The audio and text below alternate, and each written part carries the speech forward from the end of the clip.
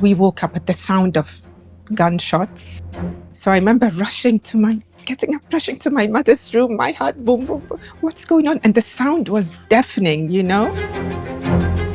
That's the first thing that came to her, to send a message to Cairo that she's an Egyptian, she has 3 young children. Could they please do something so that we leave Ghana safely? When they are moving us from a tank to a jeep, they had the tip of the gun was on her nape. So she's sitting in the jeep in front of us, and God. We at the back. She's between 2 soldiers, and she thought something was going to happen. Oof. Yeah, and she screamed. So as a 6-year-old, how are you processing everything as it's happening? I was terrified. Yeah. I mean, I was crying from the moment we left the house. I think I honestly can say that I didn't stop crying till we got in the plane. From the moment our father began the independence struggle, he was attacked. If not vilified, then assassination attempts on his life. And when he came to power, attempted coup d'etats. There were always betrayers. 7 assassination attempts on his life, the first one in 1955, 2 years before independence. They didn't give him a moment's rest. We were lucky. We were lucky. There are names that history remembers. And then there are names history tries to forget because they were too bold, too visionary, too ahead of their time. Kwame Nkrumah was all 3. He didn't just lead Ghana to independence. He challenged the entire global order. He dared to dream of a united Africa, an Africa that would control its own destiny, build its own industries, and stand as a power, not a pawn, on the world stage. But the world wasn't ready, and neither were his enemies, foreign and domestic. They labeled him a dictator, isolated him, overthrew him, and rewrote the story. But what if they got it wrong? What if everything you thought you knew about Nkrumah was filtered through fear, propaganda, and power politics? Today, we go beyond the textbooks as I sit down with someone who doesn't just carry his blood, but his mission. Samia Nkrumah, daughter of Kwame Nkrumah, a Pan-Africanist, political leader, and yes, a truth teller. In this rare and intimate interview, we uncover the real Nkrumah, his life, his vision, and the truths the world tried to bury. This isn't just about revisiting history, no. It's about reclaiming it. Because if Africa is to rise, we must confront what was stolen, what was silenced, and what remains unfinished. Welcome to The Seat, a Breakdown exclusive. Honorable, welcome to the show. It is an honor to have you. Thank you. Thank you very much. Yes. So, Honorable, I want to visit the day, February 24th, 1966, as the day your dad was overthrown in a coup here in Ghana. Mm-hmm. You were just about 6 years old? Yes, a few months short of my 6th birthday. Yes. What do you remember from that day? Oh dear, I remember everything. Ooh, tell me everything. I remember everything, at least what happened to us, the family. Yeah. Because as you can imagine, it was quite traumatic. Yeah. So by the time we realized something is wrong, there was this battle going on in the grounds of Flagstaff House. That's the presidential residence where we lived with our father. He, of course, as we know, was not in the country. China, right? Yes. He was on his way to Hanoi to broker a peace between Washington and Hanoi. He actually had proposals. He had proposals for a peace deal. The Vietnamese president at the time chose him. He nominated him. He said he's the leader he would want to negotiate. And he had deferred this trip three times. He didn't want to go because he had intelligence from Egypt, from other quarters, that it wasn't the right time to go. But at the end, Washington assured him that they will stop the bombing for some days, because there was a war going on. Yes. If you can. Yes. And so he decided it would be good for Ghana, it would be good for Africa, and it would be good for world peace, because there were a group of leaders who were the non-aligned movement who were talking about it. But even leaders like before that, even in the West, JFK, before had, if you hear what he was saying about the Vietnam War, it was almost very similar to what our father was saying. You know, war is not good, and it's not good for even smaller nations which are trying to develop. You know, we have that saying, when the elephants fight, the grass, yes, is damaged. So anyway, mercifully, our father was not in the country. And we woke up at the sound of gunshots. So this was early in the morning? Dawn, yes, dark, still dark. Wow. Yes, the three of us, myself and my two brothers, we slept in the same room.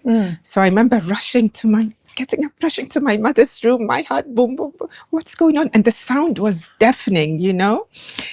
And I took one look at mother's face, but before I could say anything, she said, "Where's your younger brother?" Because our youngest, Sekou, was 2 years old. So I rushed back to pick him up and come, and the three of us just found ourselves in our mother's room, and we heard her speaking on the phone in Arabic. She had the presence of mind to contact the Egyptian ambassador at the time. And she said that's the first thing that came to her, to send a message to Cairo, that she's an Egyptian, she has 3 young children. Could they please do something so that we leave Ghana safely? Because she understood immediately what was happening. So she knew what was happening. It came to her, yes, immediately she knew what. And then... was there anything that had happened before that gave her some sort of indication that this, you said she knew instantly what was happening. How did she know?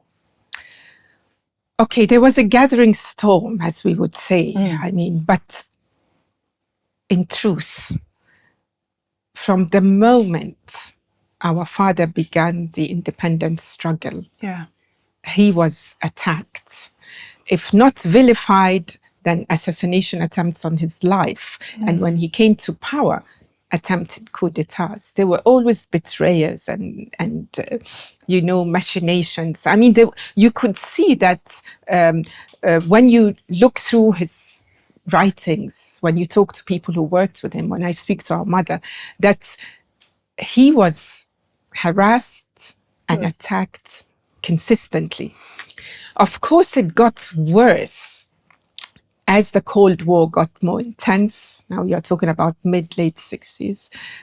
It got more intense. And as we moved from an politically independent country to a country that is trying to become economically independent. I mean, that's the real story, because you are asserting your independence in a way, in a very big way, you know.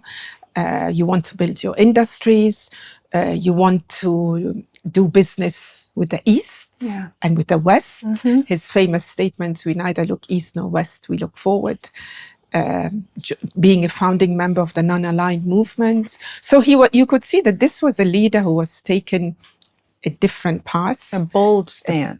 Thank you, Sandra. And above all, his promoting African unity. And not just African unity, but a union government of independent African states. This is a novel idea.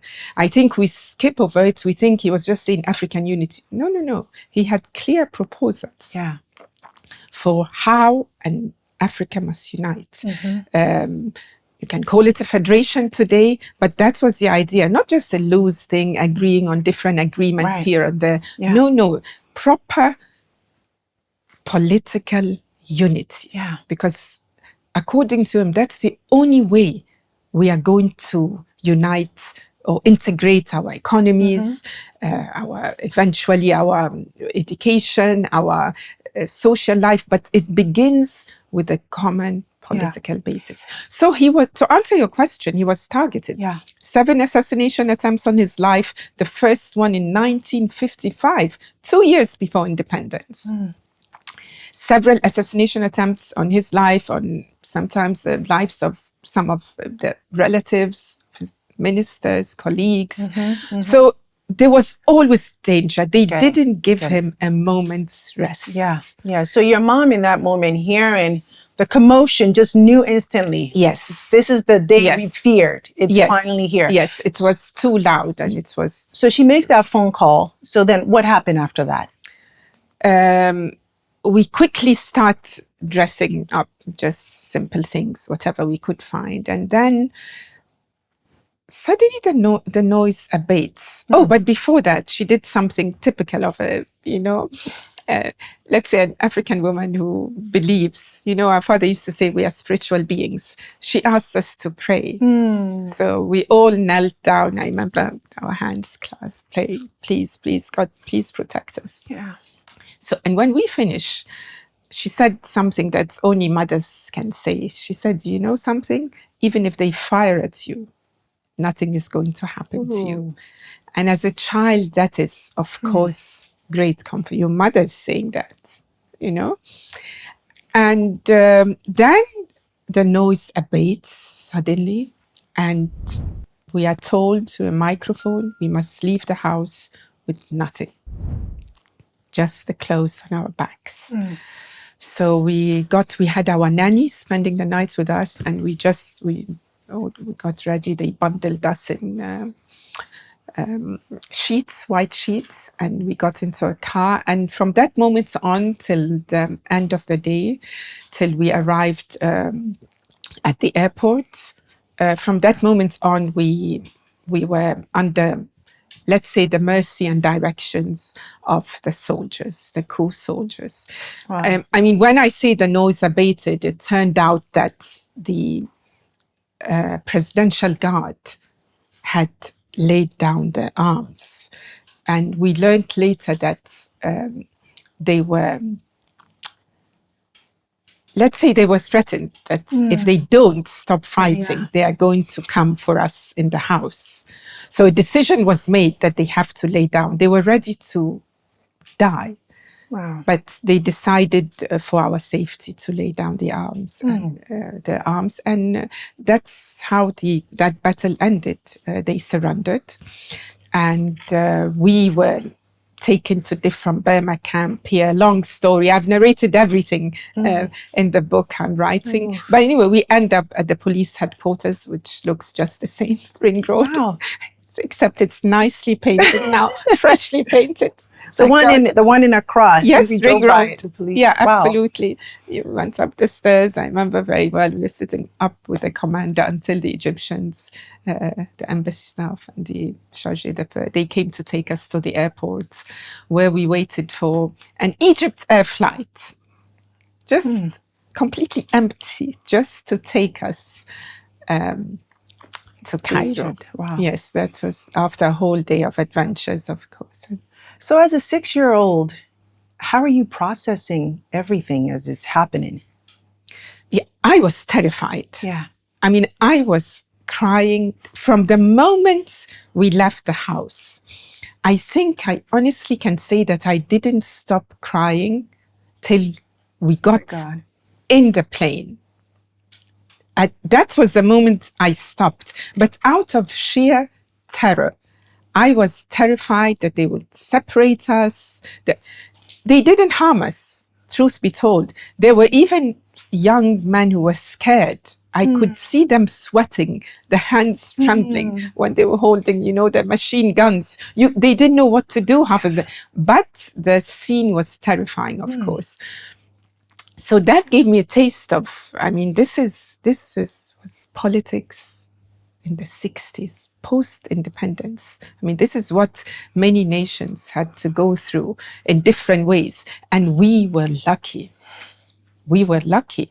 I can't imagine if mother was not from another country, I don't know what would have happened to us. Yeah. I don't know where we would have been taken. So we even had an easier time than many who were left behind. So you're crying. Your mom, you know, what do you remember about, you know, just going through that experience and going into the flight?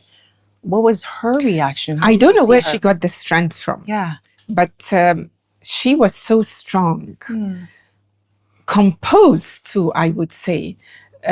Because at a certain point when they are moving us from a tank to a jeep, they had the gun, the tip of the gun was on her nape. So she was, Oh my I mean, goodness. they were, you know, I mean, they were They had following the gun instructions, pointed at her. just so she's sitting in the jeep in front of us, Oh my and we God. at the back. She's between two soldiers and with the gun pointed, but she was composed.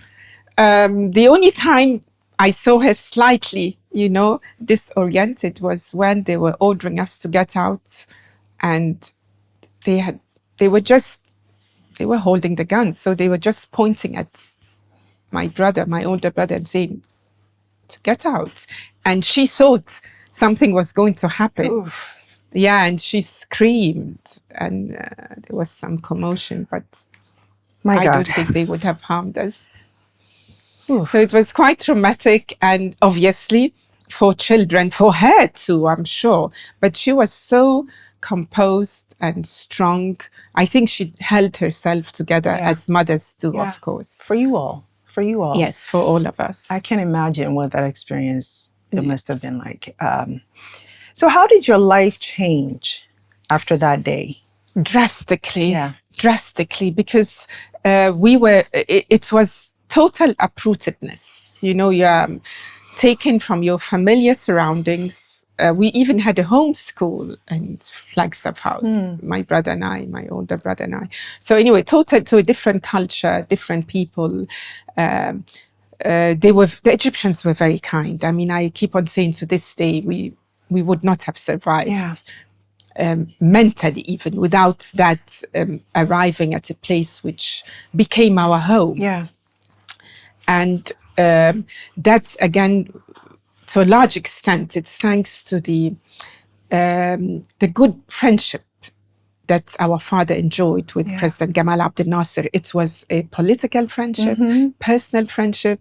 You know, there were allies, both bold, strong men, anti-imperialist, anti-colonialist. They spoke the same language, and they also, like Egypt, like most of North African countries, they were instrumental in the founding of the OAU. A lot of people don't know that. So when I hear from some of us Africa say, no, North Africa, leave it, I say, well, you don't know the history. North Africa was essential in the founding of the OAU, which is now the AU, but in addition, they helped many liberation movements to gain independence. I mean, when we arrived in Egypt, who do we find? Who did we get to meet? The family of Patrice Lumumba. Because in 1961, Egypt stepped in also to take them. They sought refuge in Egypt. And they even stayed longer than us. So their Arabic was better than us because they went to university there. We returned during the Achampong's regime. We returned in late 1975. But Lumumba's family stayed on. They stayed longer in Egypt. So, yes. So there we meet Lumumba's family and we get to know them. And imagine Lumumba's family and Nkrumah's family are speaking fluent Arabic together. I mean, it's not a coincidence. It's because these leaders saw eye to eye, worked toward, they had a shared vision. And of course, I think Egypt seemed like the right place for them to seek refuge after the assassination of their father. Your dad, he was a prophet, right? You mentioned When you look at the Absolutely. turn of events and how everything happened, it's almost like he knew the future, and he was ahead of his time in so many ways. Absolutely. Yeah. I mean, you said the right word, because that's the conclusion I've come to. I mean, yes, he's my father, my biological father, but in reality, he's my leader. Yeah. And he is a prophet, because he came, he surveyed the scene, he acted, he didn't just talk and write, but he entered the arena. He sacrificed everything Yeah. for his life work. He didn't think about himself. He decided not to own anything. He didn't amass wealth. All this was deliberate. Yeah. It wasn't by chance. He wanted to lead by example. For him, politics was seriously a way of changing the destiny of Africans everywhere. And he gave us a blueprint. Yeah. So he didn't just practice politics, but he gave us a blueprint and a lot of advice. And he said it in many ways. He spoke it in his speeches. He put it in his books, over 15 books. Aside from the pamphlets. A lot of people don't know that, obviously, because his whole thought was suppressed after the illegal overthrow of his government. But I am convinced that the day we study Kwame Nkrumah, Africa will never be the same. Oof. It will never be the same. And you have the blueprint, not just for development, what a development state should do. Yeah. I mean, if you hear economists today or thinkers talking, not just Africans, people like Jeffrey Sachs and others, you would think it's the same thing, Kwame Nkrumah. Let's listen to them, because that's the same thing our father was saying 50, 60 years ago. Yeah. So and the blueprint for African unity, I haven't seen anything like this till today. Yeah. I'm yet to see it.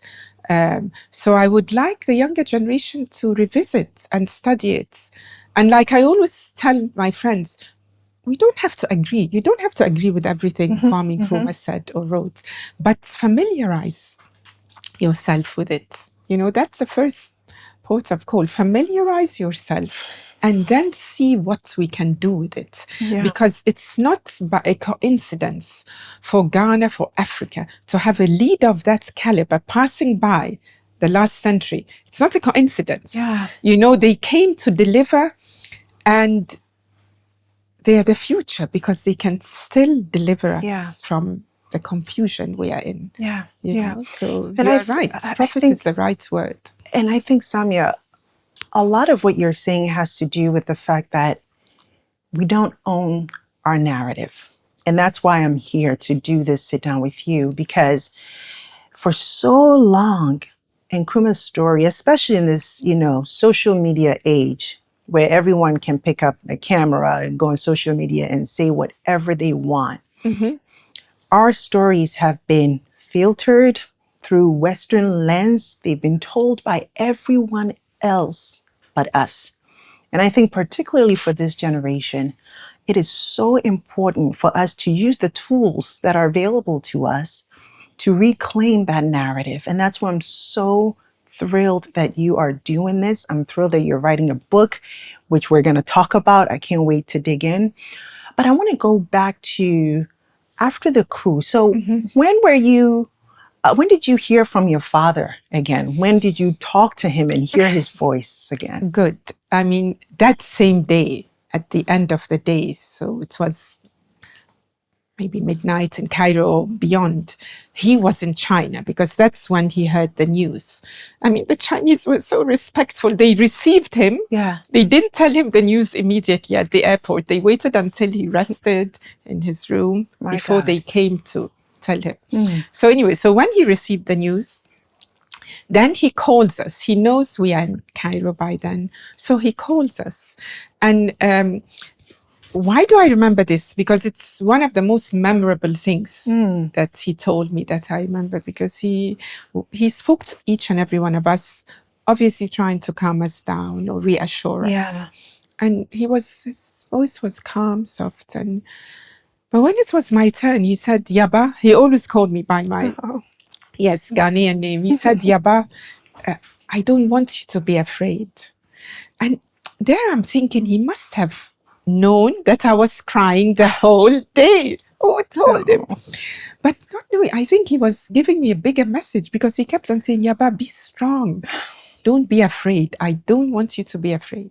I want you to be strong. And I took this to heart, you know, to the extent that our mother always used to say, you are the strong one. You are the strong one. But so anyway, so he got in touch with us that same day. And of course, he goes to Conakry, Guinea to live there. We are in Cairo. We never meet because, what was told to us was that it was not safe. Not safe. Don't forget, he was a wanted man in Ghana. There was a price on his head. There were attempted assassination attempts in Guinea. There was an invasion in 1970. They almost got him, Secretary Cabral. I mean, it was a miracle they were not in the same place, not even in their houses. So anyway, we don't see each other for those 6 years. But he writes, not frequently. These are the 60s, you know, there was not like the internet and WhatsApp where you could email, no emails. Yes, so you had to use the old phone. So not much. And of course, Guinea was under tremendous pressure also. But that's how we communicated. Some letters, once in a while, a phone call. Oh my God. Tell me something memorable that you remember from one of his letters to you back then. Oh, his letters were very practical. He was most concerned about us. Are we eating with vegetables? Are we? But make sure you eat your vegetables. Yes. Are we being good to mother? And we were all like him. We were sprinters. He was a sprinter. And we all somehow became sprinters. So but I remember when I was up till the age of 14, nobody could beat me with 100 meters. Really? So he was also about sports. Yes. Are we doing it? So his letters, I must admit, were very practical. I think he didn't want to bother us with the challenges. We didn't even know when he was sick. So I think he just wanted to help us focus on our new life and how to get on. I mean, this is how we were brought up this way too. Even in Ghana, he never spoiled us. He didn't like our mother dressing us, me especially. Of course, I'm the only girl there. All the time, new clothes. I remember him saying, don't spoil them. You don't have to have these new eggs. You don't have to eat eggs every day. People are not eating. So we were never spoiled. So also in our dealings, he was very practical, mother too. And at that age, did you understand the magnitude of who your father was to Africa, to the world? Or to you, was he just dad? You know? Not right away, but obviously he was never just dad, because I remember some of the visitors to Flagstaff House. I remember even the pictures. We had Che Guevara's picture there, Sheikh Ibrahim Anyas of the Senegal. I mean, it was a strange life from a child's point of view. So we knew that this is not an ordinary man. No, we knew it. He was also very busy. Yes, he would come and go, but he wasn't always there. So no, to answer your question, yes, very early on, we understood that, our father had something very important to do. And of course, as we grew up and became more curious and became a bit acquainted with his work, even though we were scared of politics and anything to do with politics, and even of Ghana, I mean, that was another drama when we were invited back, and we were terrified. I mean, we didn't even, I must confess, in late 75, we didn't even want to come. But our mother stepped in and said, no, your father would want you to connect with this is your home. Your home. Yeah. This is your country. You have to come back, return, understand the culture, the people. That's what he would have wanted. So that's when, of course, we started understanding his So did you mission. see your father again after the coup? No, before? we didn't. Wow. And it was only 6 years. I say only because in the life of a nation, that's not too long, you know. It's Take me back to the day that you heard the news, right? That your father had passed away. Do you remember that day and just the emotion? What did you feel? Yes, on of that course.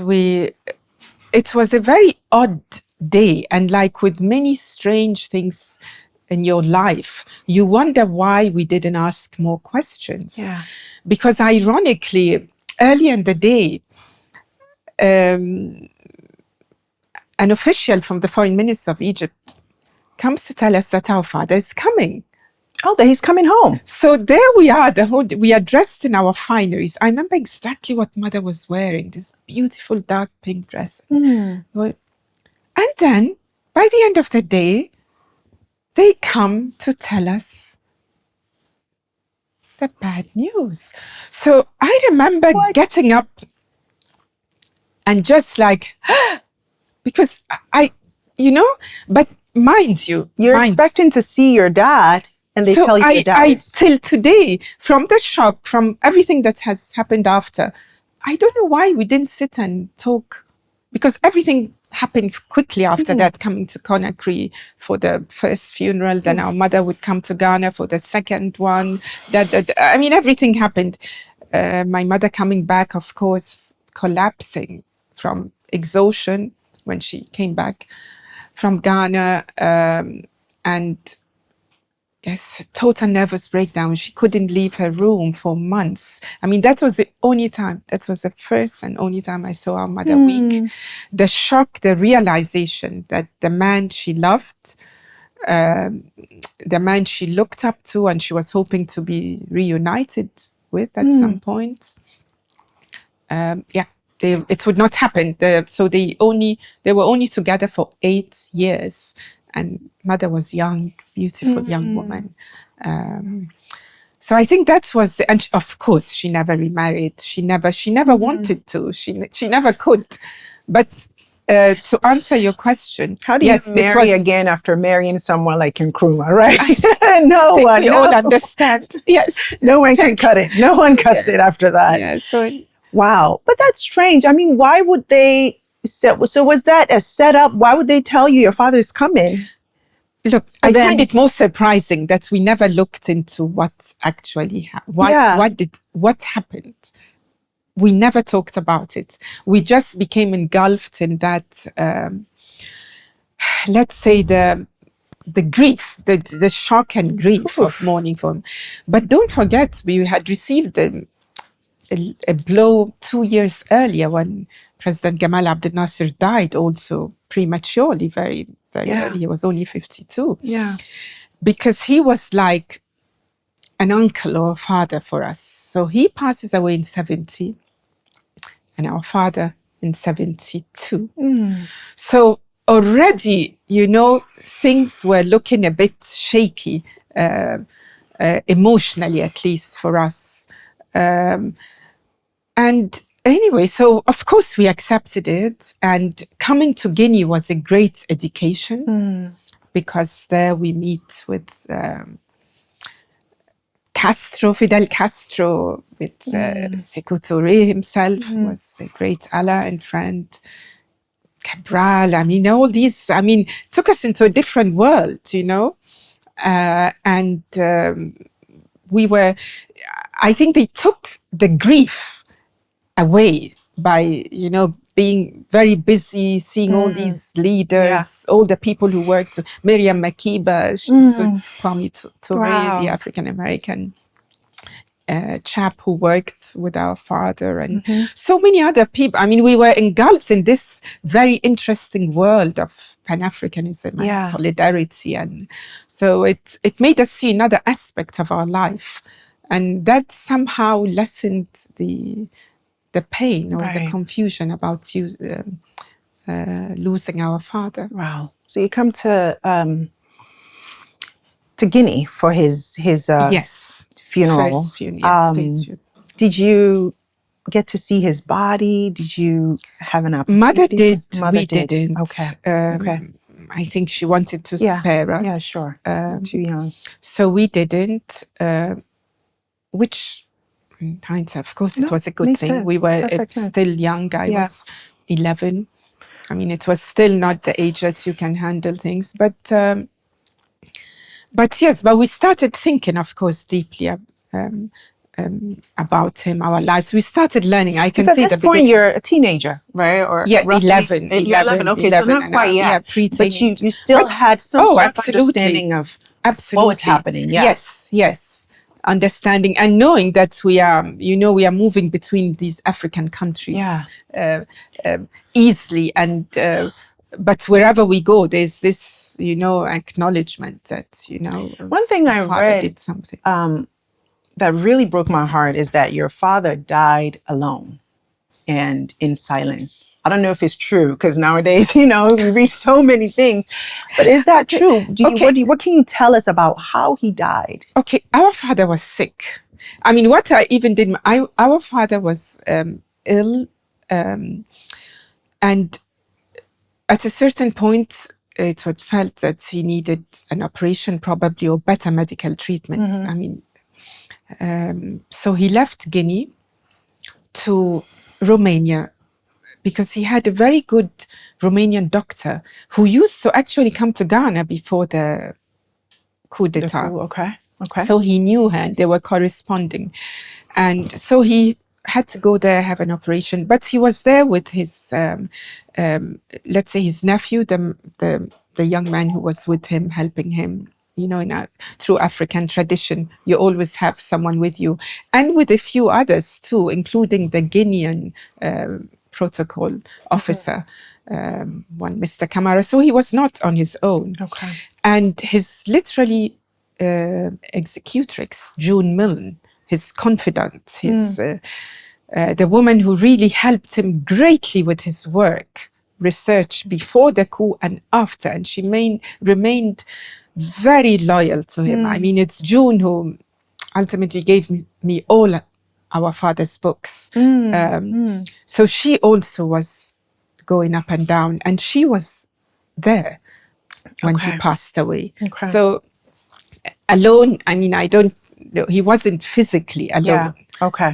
He wasn't physically alone. So that's the official report that, he died, he was sick. Some people say prostate cancer. Yes. But then there's speculations, right, as well around, your father being a target, right? There are some people say, he was poisoned, his chef died, a few months. So there's a lot of speculation around, was he really sick, or was there more to it than we know? Well, he got sick. Yeah. Now, June Milne has always claimed that in her opinion, something must have happened. It's very possible that he was poisoned. And she says that because his trusted cook, Mr. Amwa, who I remember, who had traveled with him, and so he was with him in Guinea. There was an entourage of several men, almost 100 or so. So he died suddenly and quickly. He got ill and died very quickly. And after that, June said she felt the kitchen was never safe. I mean, there were different hands coming and going, and so she thinks that could be a factor. But I also remember vividly a story our mother told me, real life story, after the Kolungugu bombing in 1962. I mean, it's well documented, that assassination attempt on his life. So it's what happened in Upper East, Northern Ghana, after he'd met the then president of Burkina. And so the entourage was, they stopped at a school, and these young children were giving him a bouquet and it explodes. The 2 children die on the spot, and other people, but our father's bodyguards, they push him to the ground, which is the safest position when there are explosions. But what happens? The shrapnel, the lead, goes all over his back, and he had to be hospitalized for almost a week or more. They were trying to remove it. So this is what Mother said when he came out of the hospital. He told her, I don't think I'm going to live long because too much lead has gone into my body, and it's possible that it will eventually poison me. Wow. Why am I narrating this story? Because it shows that probably there are many events that led to his death. Yeah. So the question we'd ask ourselves, if he was in Ghana, if he was still head of state or just in Ghana with, would he have died so prematurely? Or would he have maybe had treatment earlier, better treatment? Then add to that the stress and from the setback that his dream for Ghana, what he wanted to do, was cut short at a moment when he thought we were just on the cusp of our economic independence, having commissioned the Akosombo Dam and the Old Volta River scheme. So you have to wonder whether, yes, he got sick, but what were all the events and incidents, including the assassination attempts, that led to that premature death? My goodness. The stress, physical and mental and emotional, So yes, you can argue in many ways that he wouldn't have died when he did, had things been different. But he never sold out, and he left us that body of work. So, and after meeting June, looking at his work, as sad and tragic his human story is from a personal point of view, I find it so inspiring to know his story. So because human suffering is one thing, but the lessons you learn from Kwame Nkrumah are so rich that you sometimes feel he's not dead. He hasn't died. If you are an activist or a Pan-Africanist with conviction, you almost feel he's with you every day. Every day you have to go to a meeting. I feel it every day on my breakdown show. When I'm breaking things down. Spurring you on, giving you the right words, the right mindset to make the right decisions, that you feel he's constantly there. You cannot somehow, even you try and forget him and then something happens. You hear an economist talking about food sovereignty, about the need for us to build our manufacturing base. And then you go back, but that's what he was doing. That's what he was telling us to do. That, we have to build our productivity, we have to have factories. And he started doing that. He didn't just say it, he started doing it. So you keep on remembering, even if you want to forget, you can't. Nkrumah, you cannot forget it. I was telling this to someone the other day, that it feels like Nkrumah's spirit is still haunting our continent, Africans. So much. And, and to me, what that says is that there is still something that is unfulfilled. Correct. A promise. And as I tell you, I see him as a prophet. And he came here to lead Africa into something that God has ordained for our motherland. And until that promise is fulfilled, we will not find peace. That's right. Mahama recently, I think it was our last independence, President Mahama, he said that the loss of your father was the greatest setback for Ghana. You started talking about some of the things that he was doing back then. Can you just share a bit more about when he says that? What do you think he means? Yeah, I think many of us will echo that statement. I dare say not just in Ghana, but in Africa, but in Ghana in particular, because I mean, just the one thing we all know, that everybody knows, not just intellectuals or, people who read books. Yeah. But the ordinary man and woman in the street, everywhere, the average Ghanaian knows, we are importing too much. The food import bill alone is over 3 billion annually. Yeah. And there are things that we could produce here if we get our act together. We have the land, we have the weather, we have everything. Why are we not? That can be still to be cultivated. Yeah. I mean, we know that the whole continent. I mean, Ghana is just a microcosm, but there you are. You are absolutely right. So why have we not got our act together? And why are we not producing the things that we consume every day? Yeah.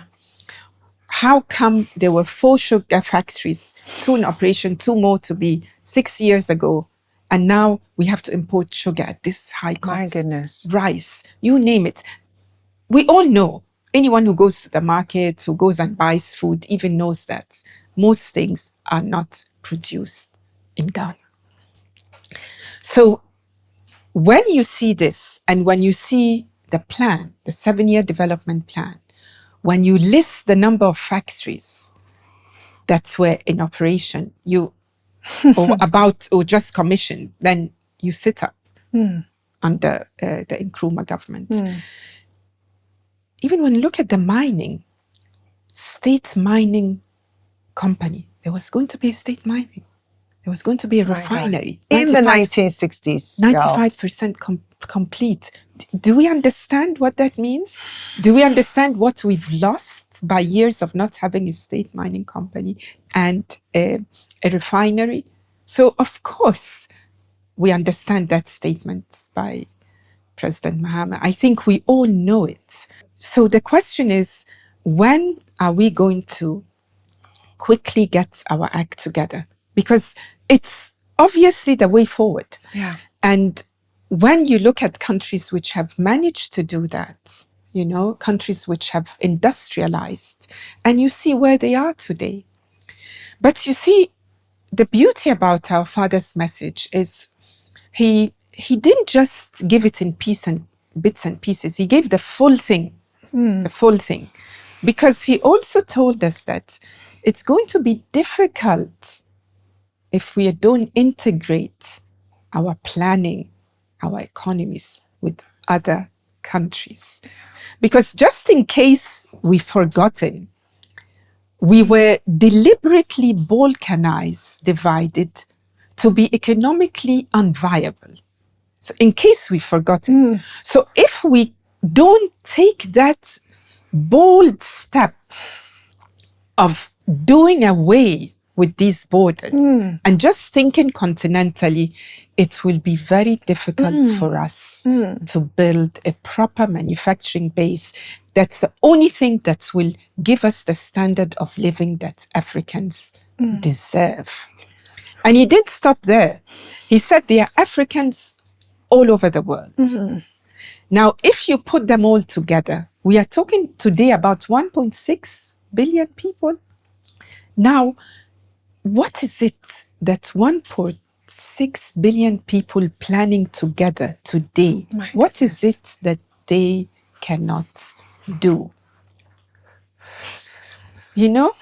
Our GDPs, look at Ghana's, what's it annually now? I don't know, 2 years ago, if you read 2023 or 4, it was 76 something billion. Now let's check Japan, the US, Germany.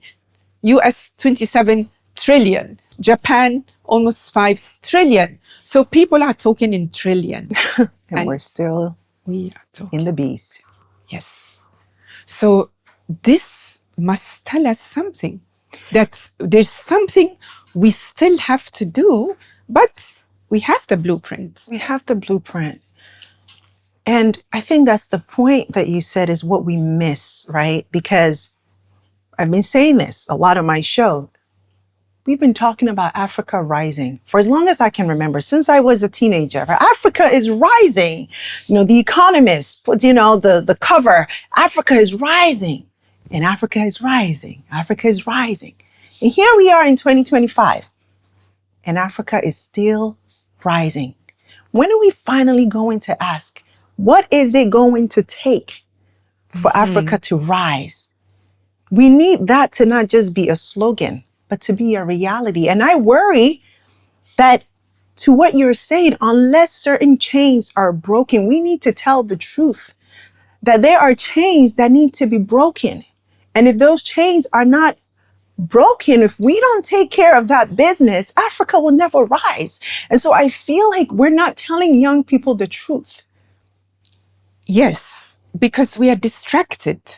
You see, we are distracted by partisan politics. Yeah. Domestically, we are distracted. We are fighting each other over important, not important, but the key word is that we are fighting each other. We are pulling each other down. We are overturning what one does. So we have the democracy we have imported. We are practicing it in my humble opinion, in a destructive way, not a productive way. Yeah. And we are not prioritizing, you see, because what is our priority? What is our priority? It's twofold. Dismantling the nation state that we inherited from colonialism and building our industries. Yeah. Now, if this becomes our focus, everything else will take second place. We are wasting too much time arguing with each other. We are wasting too much time doing things in piecemeals, not holistically, not comprehensive. And so we are not focused. Africa is rising in the sense that, of course, today you see tall buildings, you see better roads, but the reality is that the beneficiaries of this rising are a few. Yeah. It is something we have to admit to ourselves. They are a minority.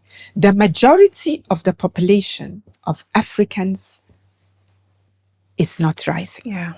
Or if it is, very slowly. So what is rising is a few private hands. But the real independence, one person, one vote, means that everybody will feel it. This is what independence means. That people, the majority, the average African, will feel that rising. This is what we are waiting to realize. So there have to be some adjustments. Now, you said the chains. The chains are many. They are in our mindset has to be Pan-African, continental, not micro-nationalism. Micro-nationalism must go. We have to think bigger. That is one of the chains we have to break, you know. The other chain we have to break is the political elite, the leadership. Has to be of a different caliber, you know. And this is a great challenge because it takes a rethink. Yeah. Not only from the political elite, but from all of us. People. Yeah. When are we going to stop being impressed by big cars, big money? When is money going to play a lesser role in politics? Because the way it's going, we are in a plutocracy, not a democracy, because it's money rules, money talks. But that is not good for us in Africa, because it means decisions will always be made by people who are different or living a different life from the majority of the population. And hence, you go back to Kwame Nkrumah. That is why he talked about socialism. But he even tried to reason with us, saying, you know what? You can say socialism is organized communalism or collectivism from our traditional African values, not leaving anyone behind. No winner takes all. No, that kind of mindset, because we have to somehow understand that we all have to be okay. Otherwise, there's no security, there's no peace. You know, there are all these social cleavages, there's tension, and we cannot reach our goal. We cannot build those industries this way, you know, because we will not be able to reach consensus if we don't think in an African, a truly African way, inspired by our traditional values, indigenous knowledge systems, if we don't tap into that. But he did. And that's why he explained where his socialism was coming from. That's why he said scientific. It has to suit your environment. It has to be applicable. And it seems your dad was trying to build a unique model for Africa. That's what it seems to me, because here we are as a new nation, right? We've inherited and we don't have a blueprint. We're importing Western democracy. Democracy works for the West. They've been independent for a long time. They know their challenges, and for them that works. But I think maybe for him, he knew that Africa needed a new model. And you could even tell from some of it, because at some point he introduced, you know, like life-term presidency, you know, one state party. And because of that, some people say he was a dictator, right? But at the same time, he was going through parliament to get consensus and approval for almost everything. Thank you. Every single change or decision that was made constitutionally. I mean, this is a man who fought many elections before he came to power. 51, 54, 57, 56, I beg your pardon, the year before independence, and 1960. So this is a man who believed in genuine democracy. Not just voting, but the democracy that delivers. So he was simply also living his time. If you look at most post-independent African countries, they followed the one-party state. Not to terrorize opposition, but to focus on the mission at hand. In fact, it's the same Kwame Nkrumah who said that a one-party state in a new colonial setting would be the worst tyrant that you can find.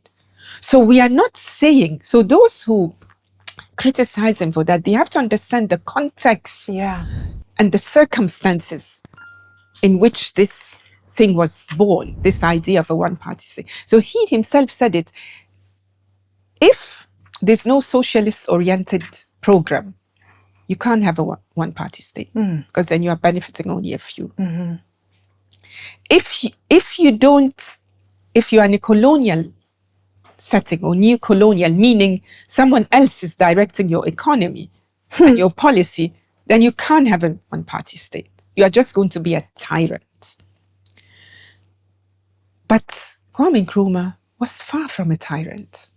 You know, I've researched it. I have it in the book. He didn't even believe in the death penalty.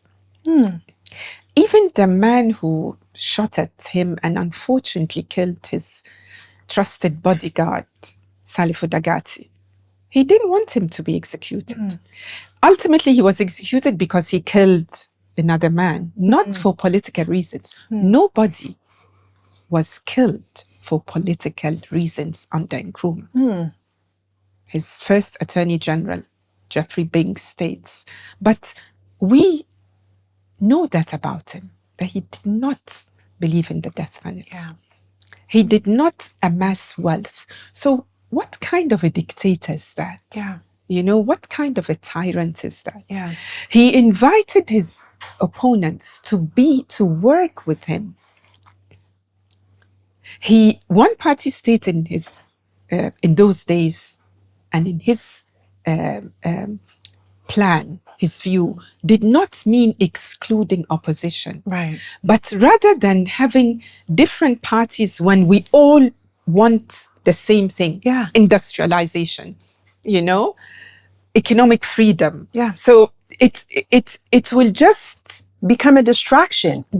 As it has right now. Yes. I often use this example of Singapore, right? When Singapore, Lee Kuan Yew visited Nkrumah in the early 60s. That's right. Yes. Yes. And he was blown away by what Yes. Nkrumah was doing. Yes. At that point, Singapore's GDP was just about half of Ghana's, like, you know, for about $400 in present day value.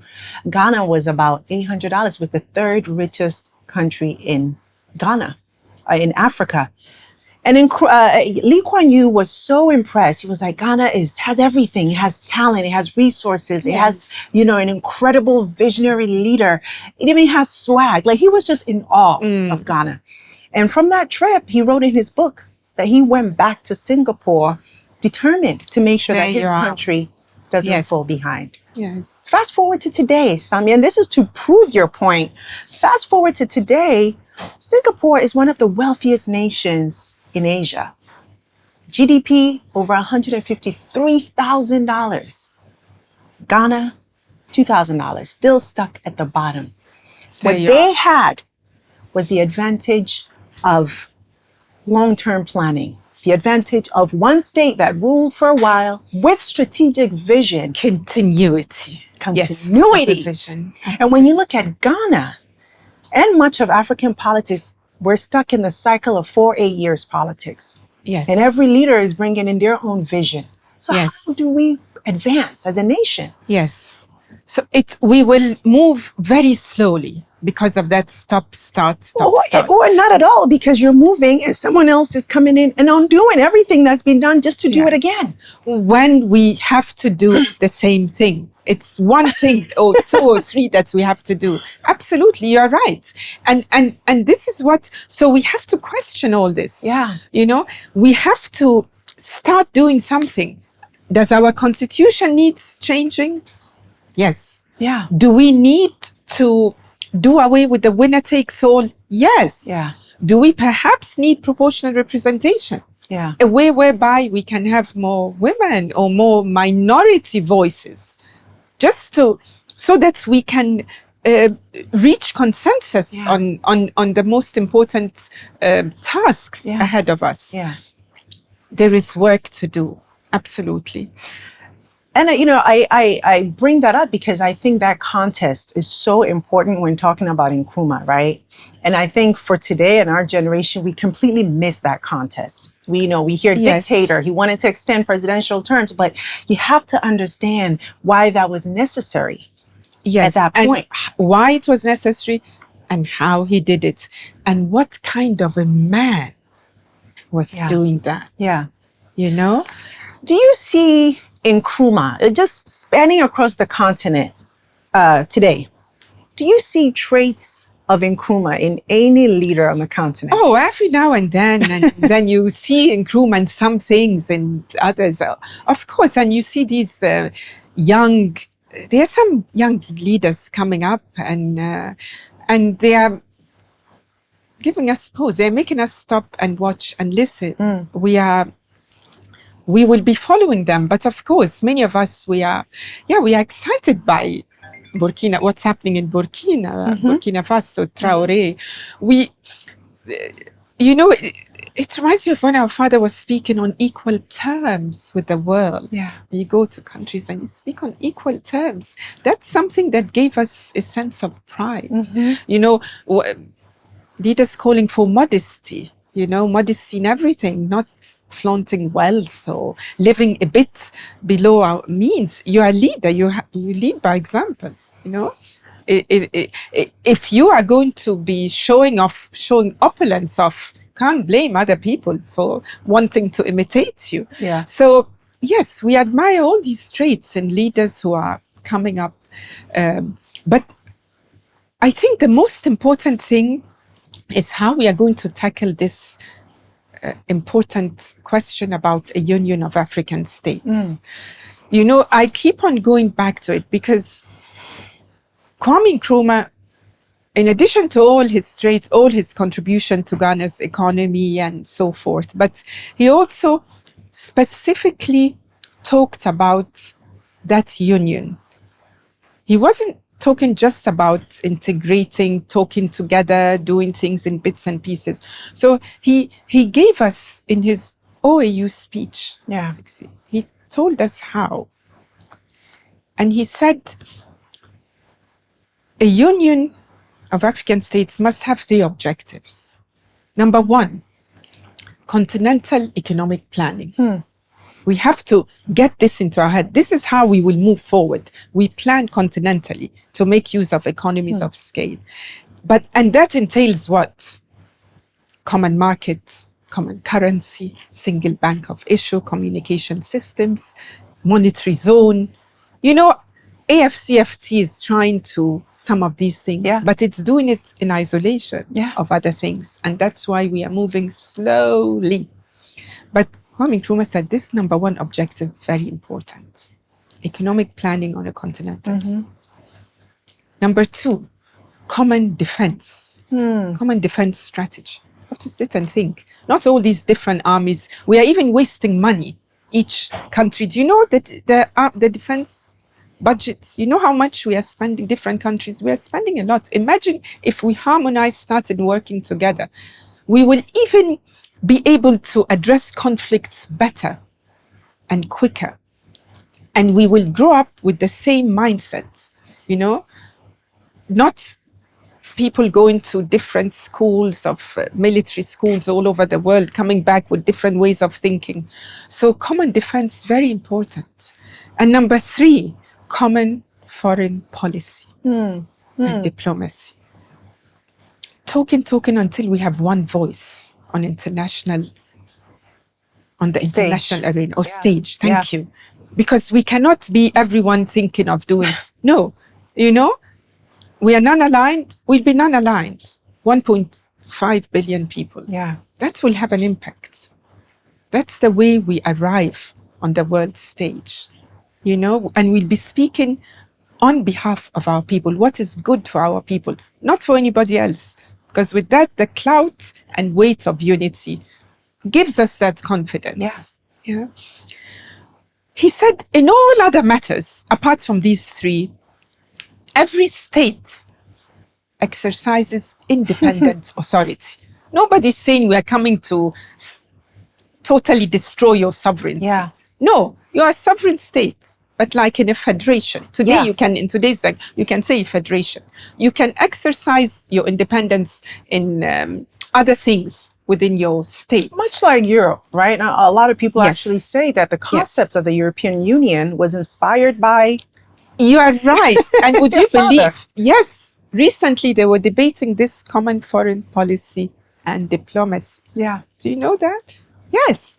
So we in Africa, we gave the proposal for comprehensive unity before the EU, I beg your pardon, European Union, actually came into being. Yeah.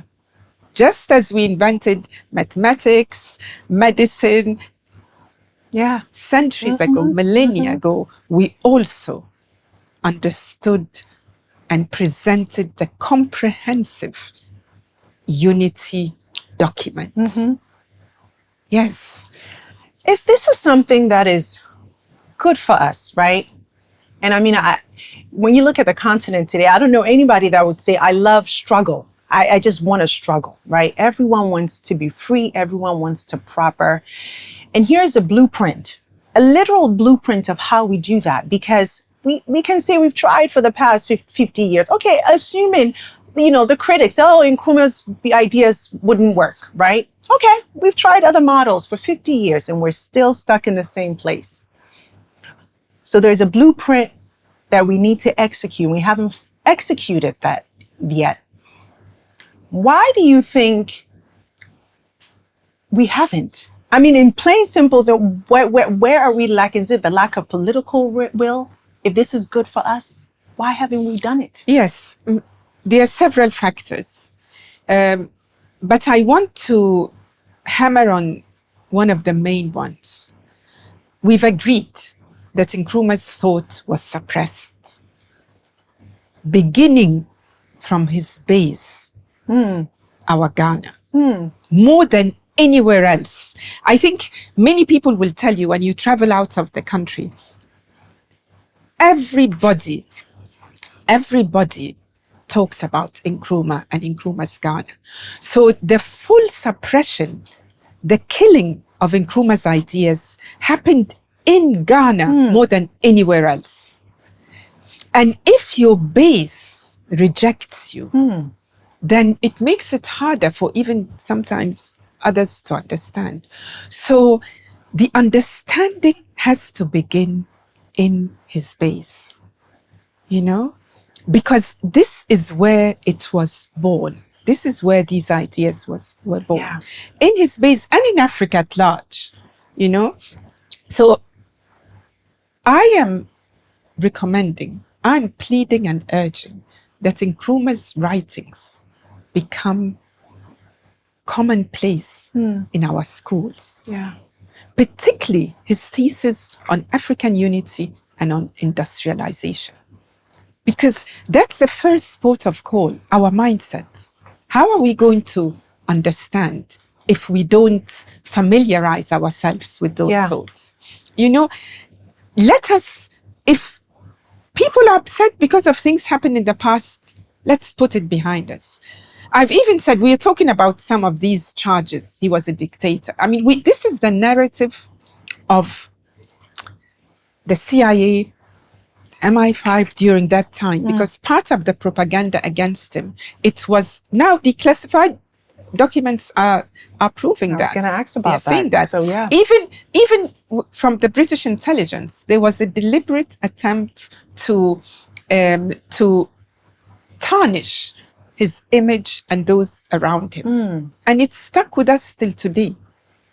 So so we need to address that. And I tell people, okay, maybe there were certain practices, because in every law, of course, there are excesses. Maybe the police, when they were detaining people, maybe they did wrong. Don't forget, 2 commissioners, Harley and Deku, and the Kwame Nkrumah police, high-ranking police officers, were part of the coup that toppled him. But these were the people in charge of the measures, you know, that people accused Nkrumah of. So we have to think, maybe there were excesses. So I've said it. We apologize, we Nkrumah's followers, if anybody was hurt, unjustly hurt by any of these measures, we apologize. We are willing to apologize, because what we want is unity in Ghana. We are not about settling scores. You know, I was telling my friend about my book. It's not about stirring old wounds, I beg your pardon. We're not stirring old wounds to settle scores. That's not the point. Yeah. Because we need to do something very important. Let's bring our country together, bring our people together to focus on the most important priorities. So we need unity. Yeah. Yeah. But part of what we need to do, the revision, is to reclaim Kwame Nkrumah's thesis. Because we've demonized him so much that our children don't know what he was talking about. They are not familiar with his writings. We've demonized him to that extent that we've suppressed his thoughts. Most people don't know what is contained in Africa Must Unite. But I bet you anything, No African would read that book and remain in the same mindset. It decolonizes our mind a little by little. Yeah. So we have to reverse the suppression of Nkrumahism. And number two, it's what we were talking about. We need to make some changes, in our constitutions. Changes that will support this transition, because we are not going to move without serious changes. We are going to remain in this, this arguing with each other. But maybe there's something that can help us. We have a constitution which guides us, how we conduct our affairs, our governance. Maybe that's the first thing we must tackle, because it will help shape the way we think. And when our father was talking about doing away with the nation state, he was saying, we don't have to do it all the 55 countries together, because that might seem impossible. Yeah. But you know what? Nucleus, he said it, we can start with a nucleus of states. 2 states, 3 states, 5 states, 10 states, and then we can move. Does the African Union today represent your father's vision of a united Africa? I want to start by saying they are very good intentions. They are incredibly smart minds within the AU. We have to understand that, because it makes it even more puzzling, because we have very smart people. We have smart everything, economists, administrators, historians. We have people who can carry the continent. Yeah. And even some within the AU. But because we are not free as individual countries, because what is the AU? It's not something different from our individual countries, So the work has to be done in our individual states. Because it's a reflection of our individual states, what comes out is weak confusion. You see, so that's where the intent is good. Even the 2063 document, the intent is good. But I tell you, it's nothing like our father's original concepts. But I dare say even the OAU was not what he had imagined. I have a favorite story. I don't know if we have time. We have time. Okay, I came here all, one of my all favorite the way for you. We stories. have time. Yes. Because, our father was very, very good friends with the great Julius Nyerere. Yeah. Tanzania. Yeah. Yes, and even Julius Nyerere helped our father after the coup. But there's a story I like. So let's go to Cairo, 1964, the OAU summit. This was told to me by someone who worked in the foreign affairs in one of our African countries. He was a young man watching this scene that left an inedible impression on his mind. Kwame Nkrumah gets up to speak, his usual passionate way, listing all the reasons why we must unite and the how, with all these proposals. Foreign ministers of our various states let us, they can set up committees to look into all these proposals we talked about: economic planning on a continental basis, common defense, common foreign policy, and everything. Anyway, he talks, the Sahara, big Sahara must not divide us, it must unite us. We can make it bloom with vegetation. I was already thinking of greening the Sahara. Wow. Solar power. Anyway, he makes this incredible speech. People are like in heaven with the aspirations and applauding. He sits down. The great Nyerere gets up to speak. But dismantling Kwame Nkrumah's arguments. Really? Yes. No.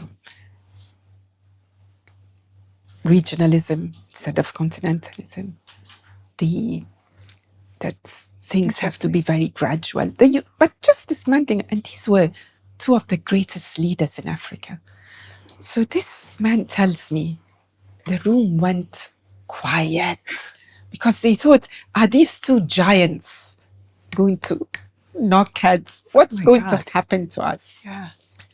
Nyerere finishes making also valid points. He finishes silence. Ooh. From just, then they hear alone applause. Someone standing clapping. Everybody turns. Who is it? No other than Kwame Nkrumah himself, applauding his colleague.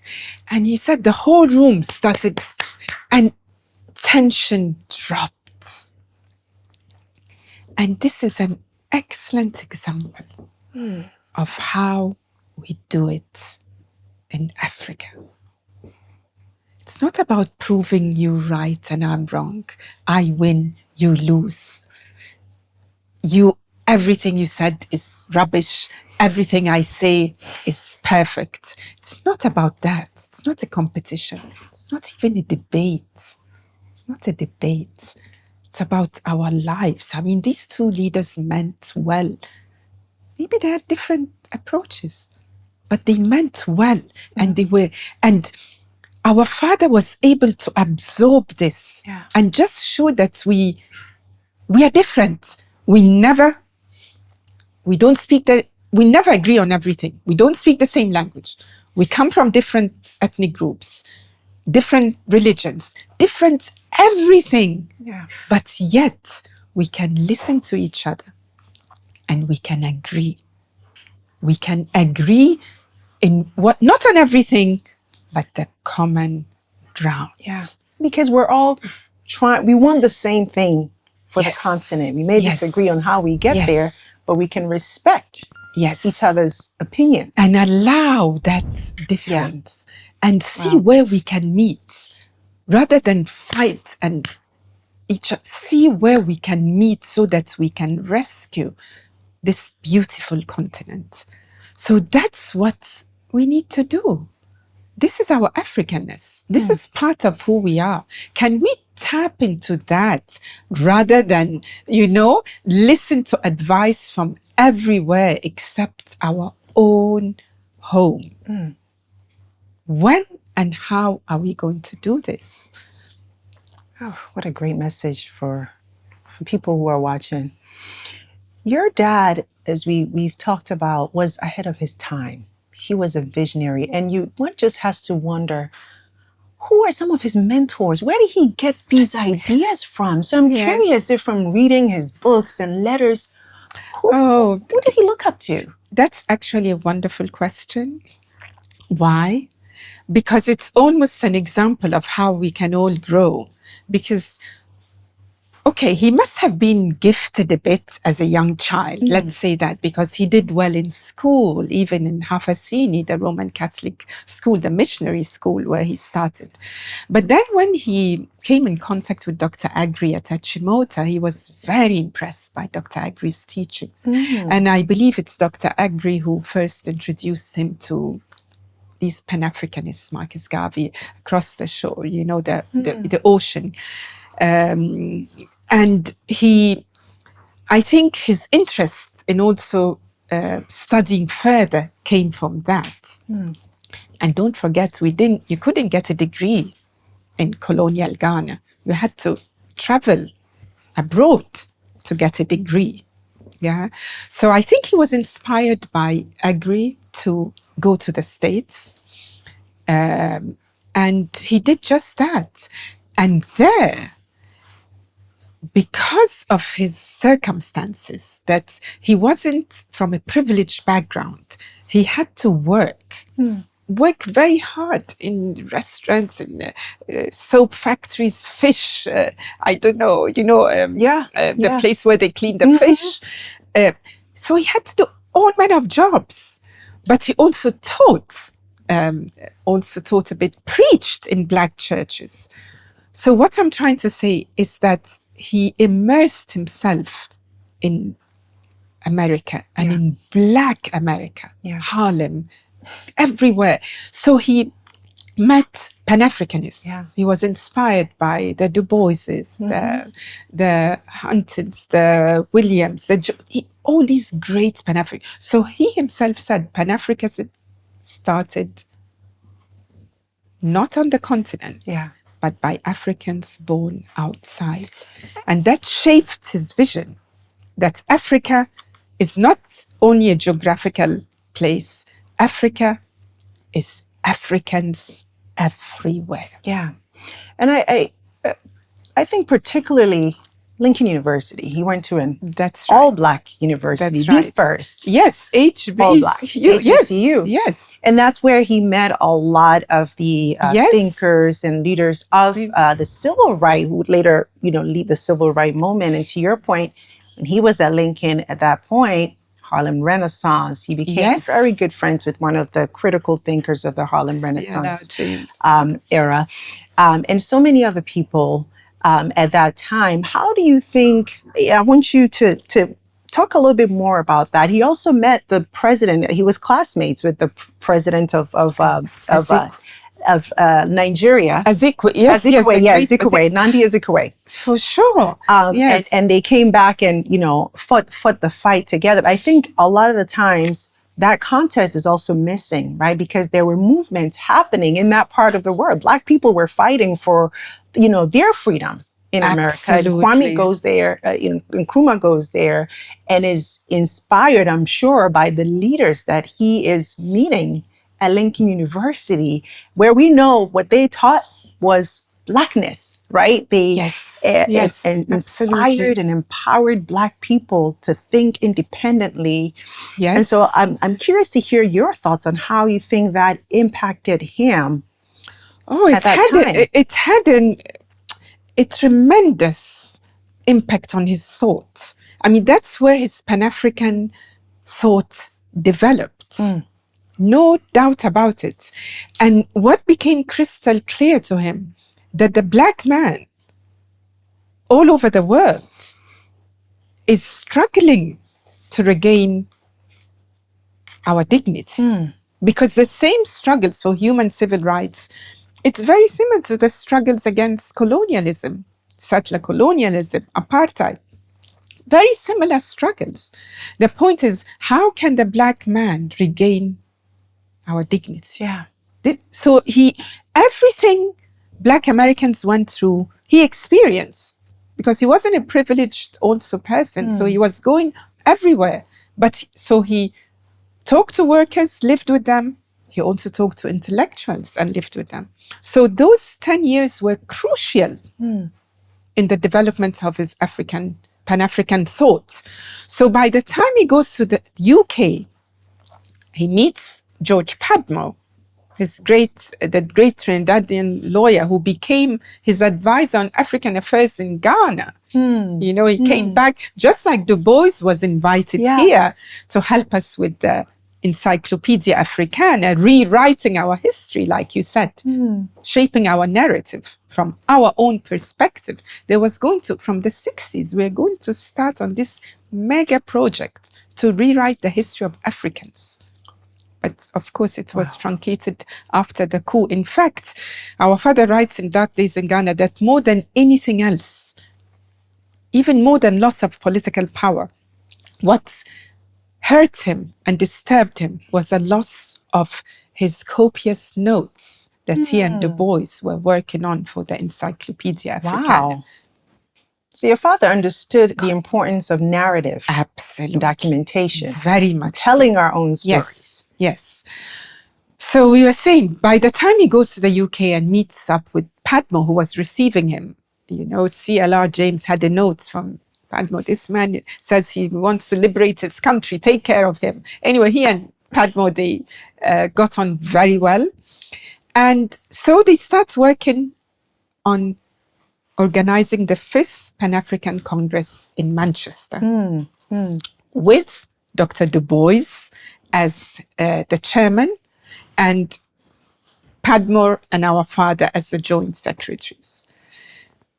And this conference played a very crucial role in decolonization, because they came out with this resolution: colonized people of the world, unite. So this idea of uniting against the system, that was, and many leaders, Jomo Kenyatta, many liberation leaders were there also. Then by the time he's invited to come and join the UGCC, the movement, the independence movement here, he comes back with this solid Pan-African thinking. So by the time Ghana's born as an independent state, it's not a normal African independent state. Ghana was born as a Pan-African state. That was the thinking.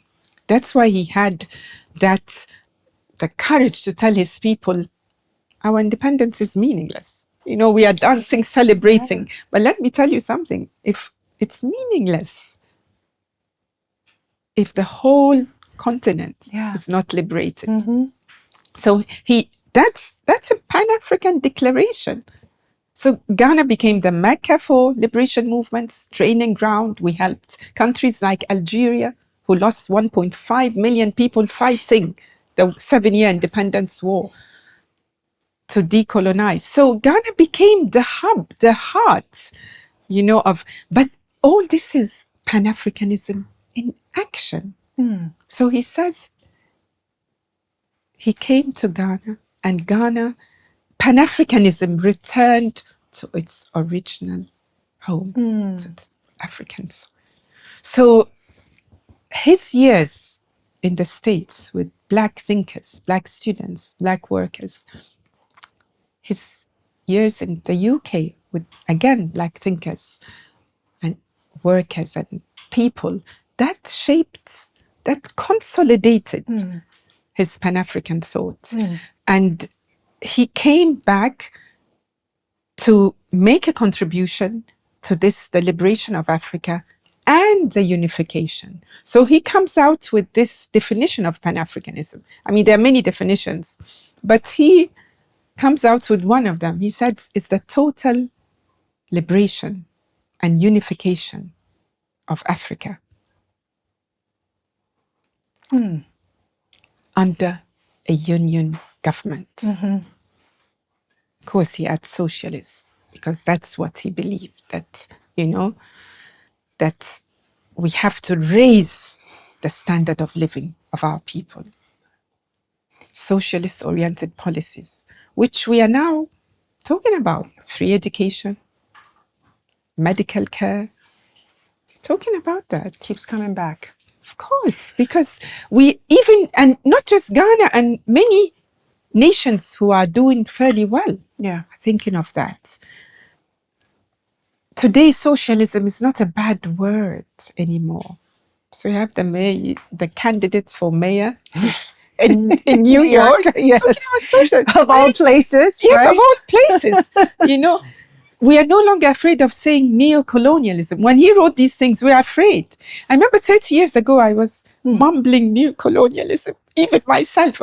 But now we are saying it because we've seen it. This is what it is. I want to ask you about neocolonialism, but before that, just to stay on the topic of the diaspora and the Black thinkers, what can you share with us about your father's relationship with MLK? Oh, right. Now, he was here. He visited Ghana at some point. 1957. 1957. I mean, that's very important, because he witnessed the declaration of our independence. So imagine the impact it had on Martin Luther King Jr. 57, what was happening in the States at the time. He came and witnessed. So he has this beautiful sermon, Birth of a New Nation, where he describes in minute detail everything about that evening, including what our father was wearing. And he even imitates our West African accents when people were chanting freedom, freedom, freedom.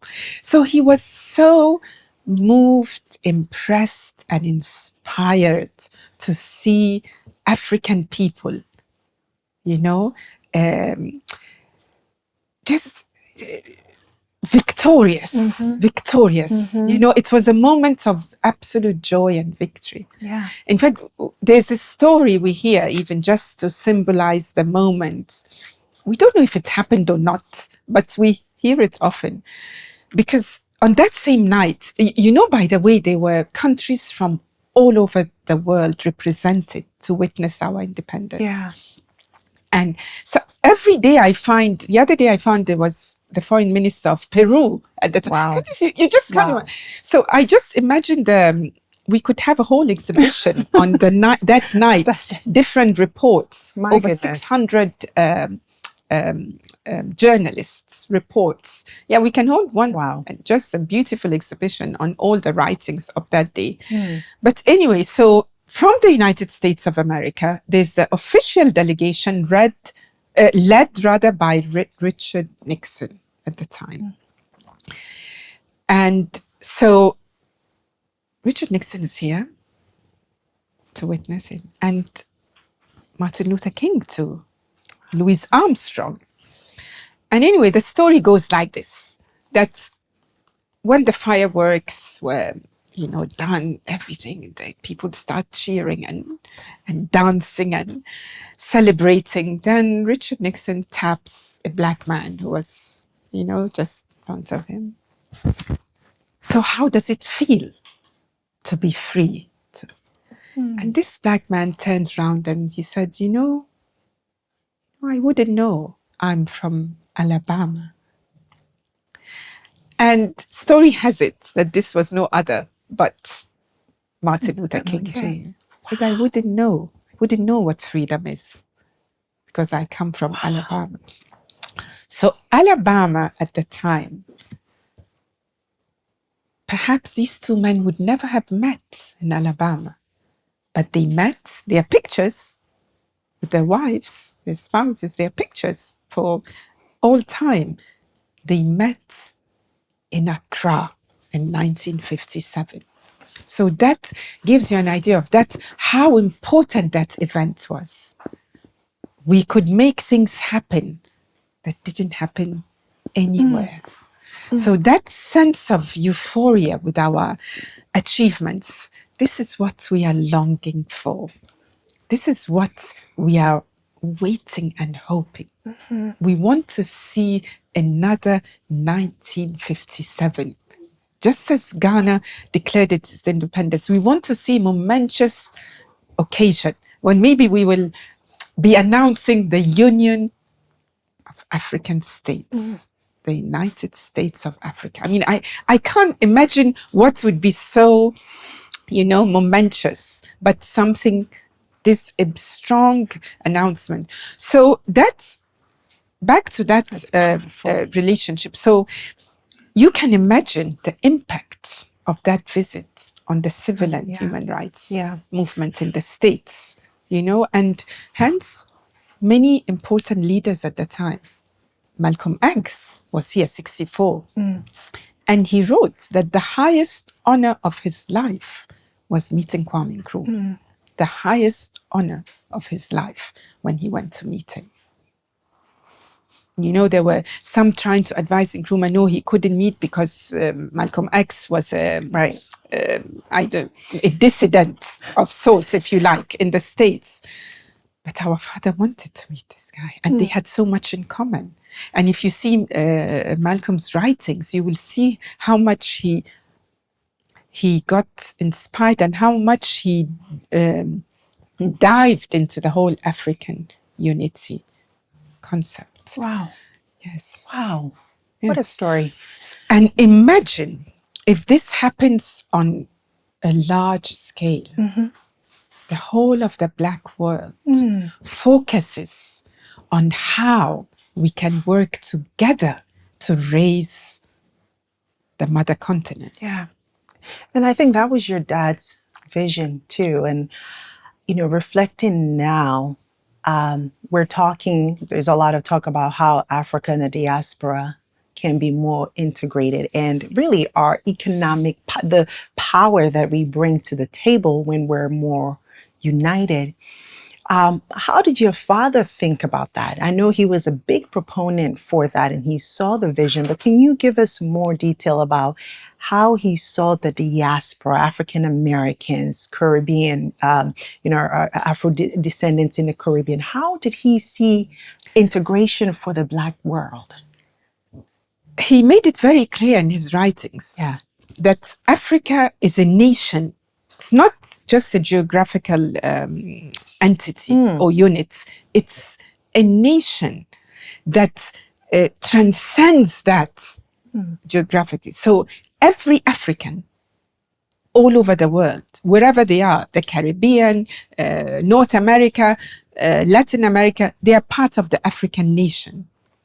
And when you are part of a nation, you are part of its culture, you are part of its development, you are even part of its politics. You see, don't forget, it is not an accident that we have the research library for the George Padmore Research Library. The Dr. Du Bois, the Du Bois Center, these, and our father, these are three strong Pan-Africanists here on our soil, our ancestors on our soil. Now, they were part of government. They played a very important role in building Ghana, nation building. They were part of Ghana's nation building. So their input was as important as the input of a Ghanaian civil servant, a Ghanaian chief director of a ministry. Wow. The Bureau of African Affairs in Ghana was headed by George Padmore. So you can see from even the actions that there was no difference between an African born out of the continent or born on the continent. And this is something we need to take cue from, because it's not just a question of the African diaspora or global family coming to invest economically. That will come automatically if we get closer, if we familiarize ourselves with each other. Because we have to understand that centuries have divided us culturally. So we are not culturally cohesive. We are different. Yeah. We talk differently, we act differently. So there's some work to be done. You see, this unity project, another thing that I love about our father's message is he's saying it's not a sentimental, yes, there's some emotion, of course. When you visit the Cape Coast Castle, or where the enslaved Africans were taken by force out of the country, something happens to you. It's, but this unity thing, it's a project. We have to tackle it as the most important project for Africa in the 21st century. So it's something you have to work at. There are many hurdles. There are many difficulties. So we can't expect Africans everywhere to just come and invest. It's much more than that. What are we giving them? Because the time will come when they should be able to contest.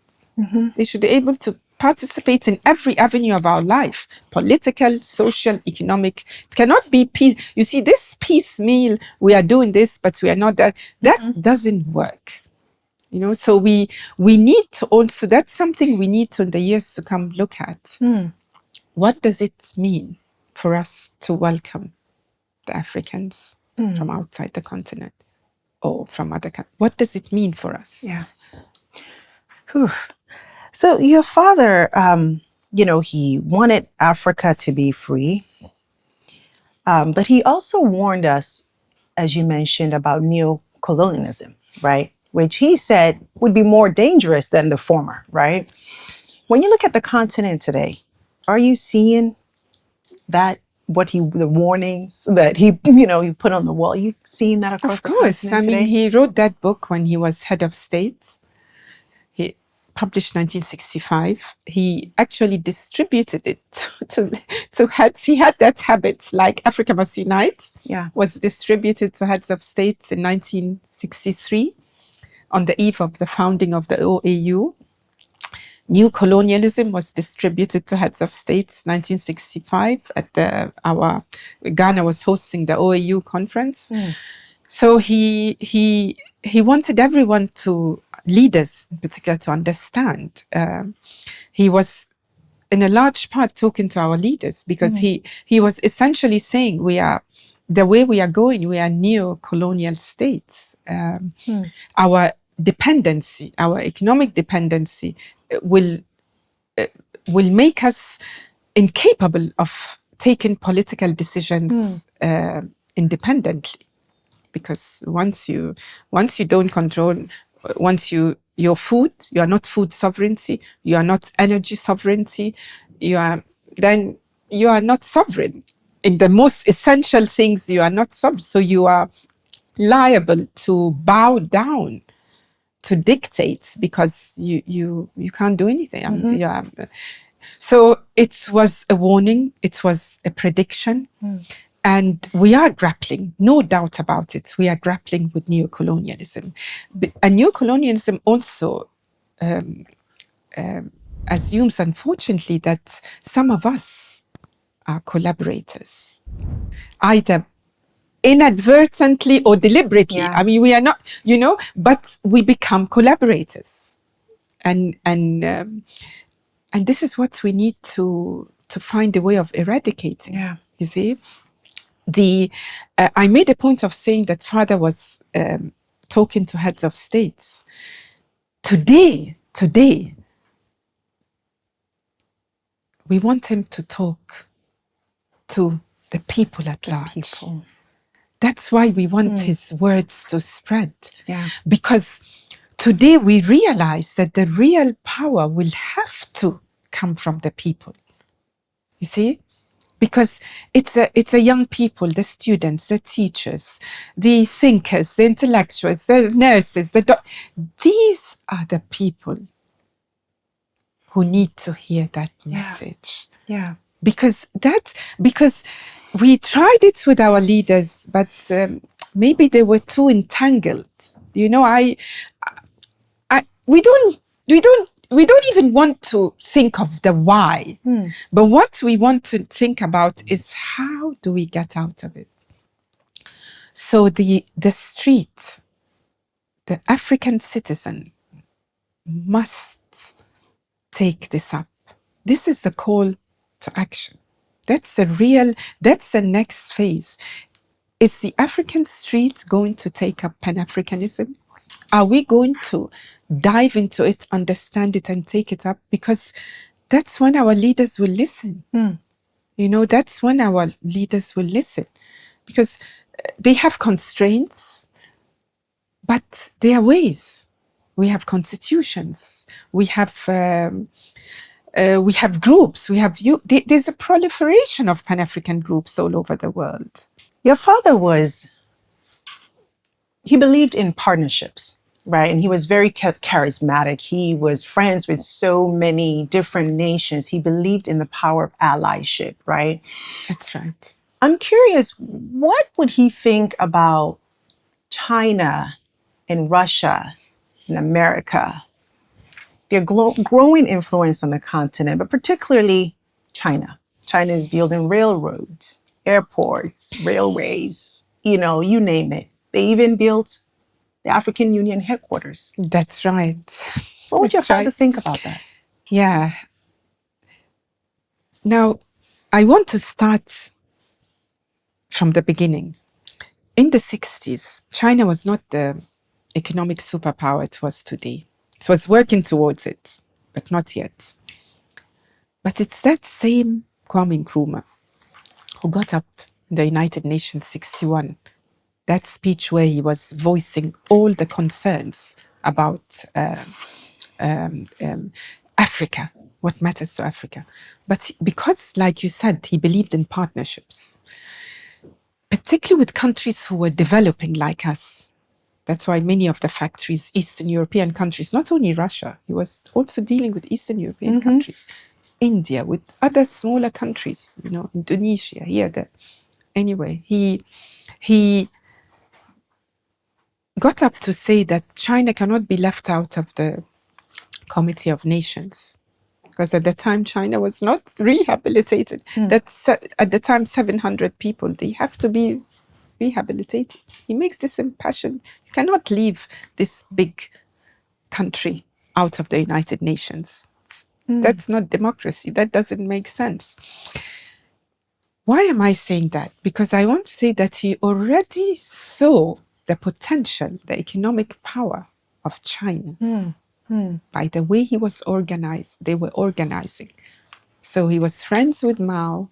He went to the country to learn, what can we learn from these people, that society? What can we bring from them and use for our own development? But of course, that was Mao's China.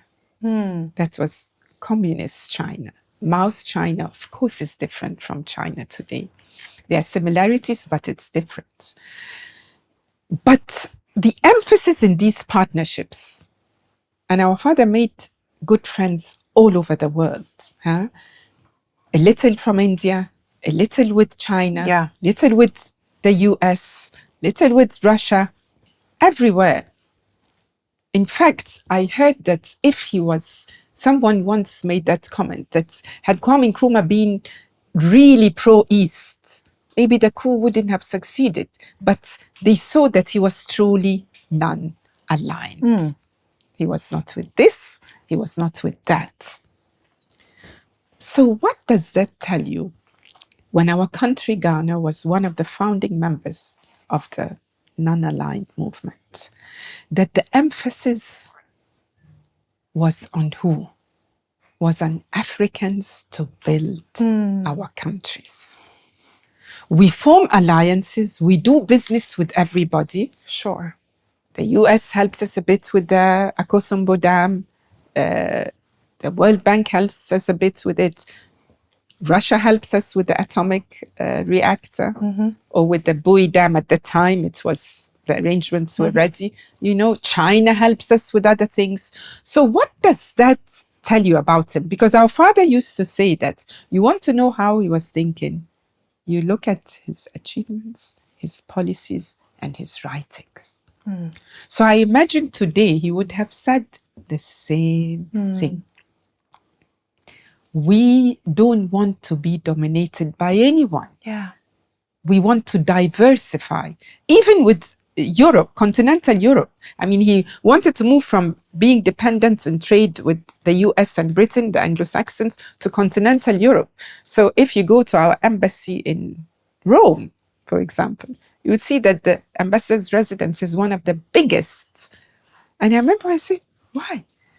Then you look at the history, his association with the founder of the ENI, Enrico Matteo, that great industrialist who was forward-thinking. We call him, even North Africa, they call him friend of Africa.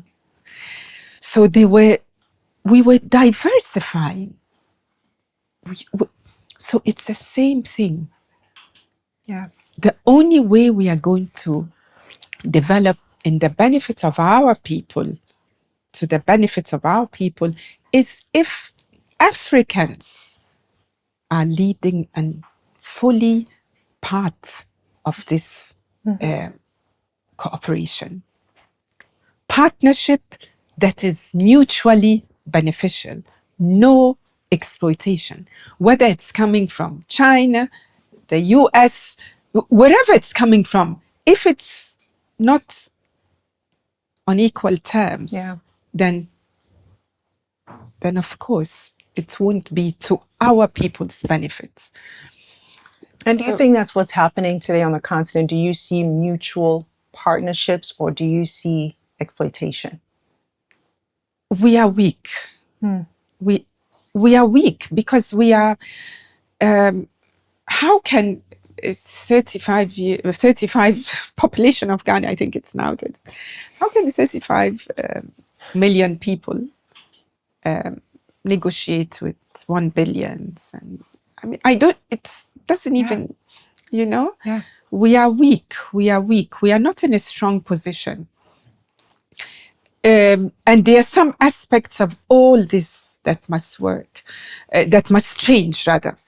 I mean, the success of China and Africa stems from the fact that of non-interference in our domestic affairs, you know. That is one great advantage, which is making it easier because nobody dictates. You do run your economy this way. You don't, nobody dictates to you. There's mutual respect on that level. But we need to catch up. Africans, we need to catch up. And we have the ingredients. Yeah. We have the ingredients. Let's take a leaf out of China's book. I mean, China and India, these are huge societies. They are very different. The blueprint is there. Yes, the blueprint is. Can we just, instead of just doing business with them, can we also take a leaf out of the book? Because we have the ingredients right here at home. Yeah. And we even have something extra. We have a budding, growing, young population. Something the whole world doesn't have. You know, this is something peculiar even to us, that God has blessed us with this. Like adding, here you are. You not only that, you even have some young, healthy, potentially dynamic people to help you make that dream true. Yeah. My goodness. I'm going to ask you a couple of questions about Ghana, and then we'll wrap up. Giving what your father has done, his just what he meant for Ghana, for the continent, for the world, do you think Ghana has done enough to honor his legacy?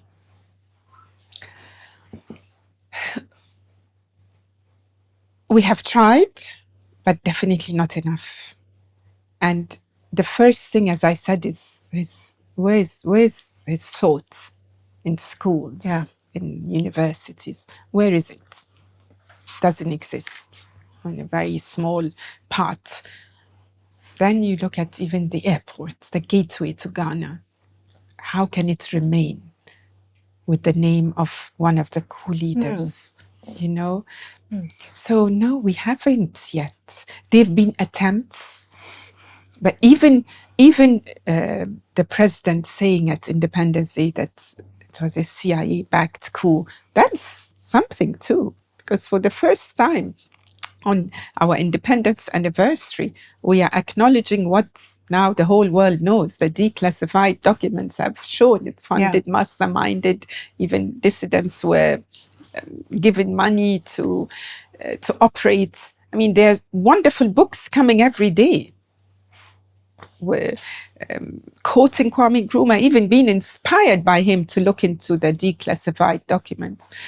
So, but the first thing is let us revisit his thoughts. There are many things named after Kwame Nkrumah, and he wasn't the kind of man. He was a very modest man, and he didn't want his name just everywhere.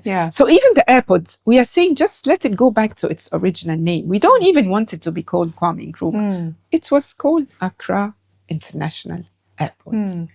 So Kwame Nkrumah, I don't think he needs even more accolades, but his thoughts, his ideas. How do we make that scalable? Not just here in Ghana, but across the continent. I think that's what you're saying. That's what he would want. Absolutely. So that is really what. And can we please look at his industrialization drive? Yeah. You know, and we can tweak it. Okay, at the time Kwame Nkrumah was talking, the Ghanaian African too entrepreneur, they were very few. I mean, there was no private capital to talk about.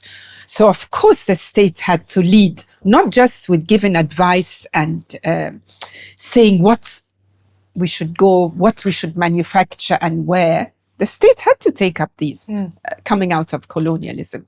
But also there was no private capital to speak about. So today we can tweak those plans and accommodate the budding private sector. But you need a development state that will facilitate, direct, advise, you know. We let us revisit also not just his thoughts, but also his economic vision for us. Yeah. That's when I think Ghana, then we would have arrived and we will see the benefits. So now let's turn to you, right? You have achieved such incredible milestones on your own. You've had an incredible career, a trailblazing career. I want you to talk about that, right? And how you're hoping to carry on your father's legacy through the work that you're doing, through some of the work that you plan to do. We've talked about some of them. I would just love for you to talk about this moment, what it means for you as you reflect on the past, but also on the future. Yes, I returned home the second time because, you know, we left in the early 80s. Things were difficult. That's another story altogether. Mother couldn't take it anymore. She felt she was neglected, and which she was. I mean, there were very hard times. So we left then unceremoniously, very difficult circumstances. And honestly, I thought I'm never coming back. But something happened when our mother passed away. And the government very kindly agreed for her to be buried next to our father in the Kwame Nkrumah Mausoleum today, 2007. Something happened to me, my mind. Particularly that, of course, at the time it was President coup. So let's put it this way, the traditional political opposition to Kwame Nkrumah, olden days, in the old days, those were the people in power, their descendants, so to speak, even politically. Right. But they still honored our mother. And I tell you, when I stood there and our father is there symbolically, of course, our mother is there. So I thought, so what am I doing staying outside the country? At the time I said, how can I remain away? So this must be a calling. And I thought, this is the second time our mother is bringing us back, you know? And I think it was at that point that I thought, no, let me come back and try and make a contribution to that great legacy. So I decided impromptu, everything, not much planning, And then it coincided at the same time when one of the smaller parties that claimed the name CPP, and I'm putting it this way for a reason, because to me it made sense. This is the party I must join. It's the same party with the name of our father's party. And I joined, and I was elected to parliament because I think nobody thought I was a threat. You know, I'm coming, this new girl, doesn't know anything and not familiar with the terrain. So I think nobody expected me to win, and maybe that's why I won. I wasn't seen as a great threat at the time. So the way I put it, I was allowed to win. I mean, we worked hard, don't get me wrong.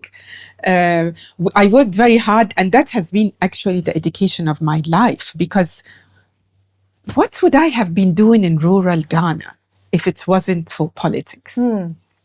But rural Ghana, politics compelled me to travel to places I would never have gone. Take off my sandals, walk barefoot, cross rivers, get into... And as chairperson, which I eventually became of the party, I traveled to every constituency in Ghana. And I saw with my own naked eye what needs to be done. I would never have understood the industrialization drive of our father. Why the meat factory has to be here, why the tomatoes factory has to be here, why the dam was where it was, why did the glass factory, the tire factory. So I saw our country, I understood even better. The land, as you started the interview saying, all this land waiting to be cultivated, potentially arable land. That's the wealth of Ghana is in rural Ghana. And the day rural Ghana develops, we would have arrived for sure. The way rural Ghana develops as our cities, Accra, Kumasi, in a better way, of course, because we have our own challenges. But that has been the education of my life. But domestic politics comes with many challenges. And what I saw, unfortunately, is that Kwame Nkrumah's CPP of the First Republic is not the CPP of the Fourth Republic. I have now come to the conclusion that, number one, definitely, if Nkrumahs, if we want to come to power again, we must regroup. We must have a strategy, not to have 5, 6 parties claiming to be Nkrumah is so inspired by Nkrumah. That can't work. We need to regroup. But better still, party politics must be practiced in a different way than what is happening in other parts of the world. Here, with our extra knowledge from our indigenous knowledge system, African values, we must practice it differently. And we will. It will happen. We will reach that point where we will realize that we have to add our Africanness to what we are doing. And so I believe at this point that, let's definitely do away with the extreme partisanship. And I want to see the day when people from different political parties can work together to govern Ghana. Because we have good people everywhere.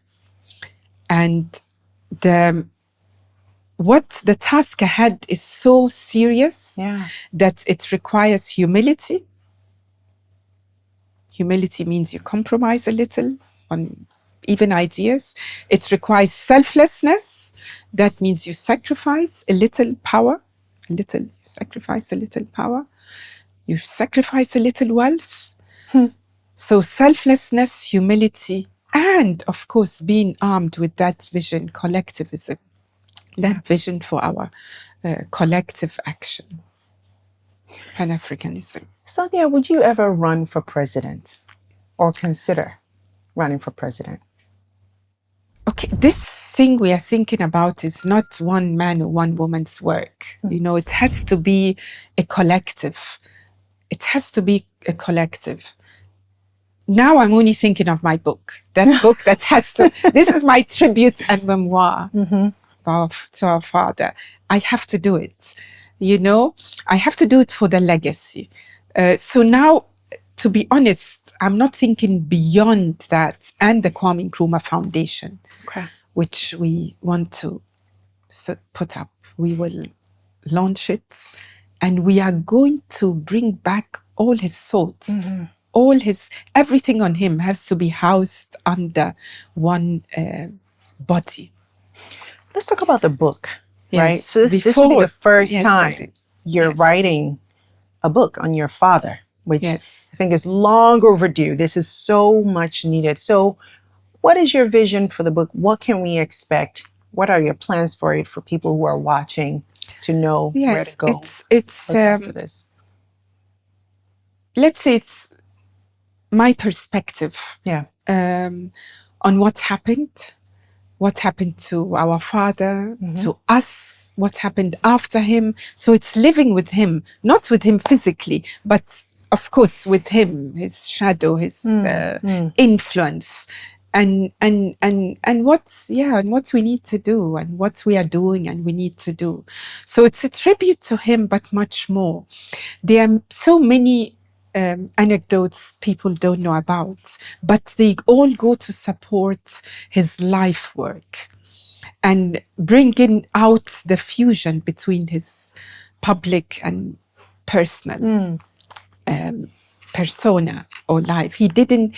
Everything he did, everything was inspired and driven by his politics, including his Pan-African marriage, that union. Yes, that even was driven by political motivations and with the intention of bringing North Africa closer to the rest of the continent. And it played a great part in that. So I want to bring all this out to remind us. Some stories would have been told before, but we will tell it again from our perspective, with so much of giving our mother, the woman who upheld his legacy in her own unique way, giving her a voice, and just touching on things maybe we haven't heard before. Do you have a title for the book yet? Oh, for now I'm toying with it, living with Nkrumah. I'm toying with that idea, living with Nkrumah, a memoir, a tribute to our father. But it's just a small way of it will not be small. Honoring it's big because it's needed, right? I hope it inspires the younger generation. Above all, I hope it inspires them to read him, to study him, to be inspired by him. I cannot wait. I can wait, and I know everyone watching can't wait.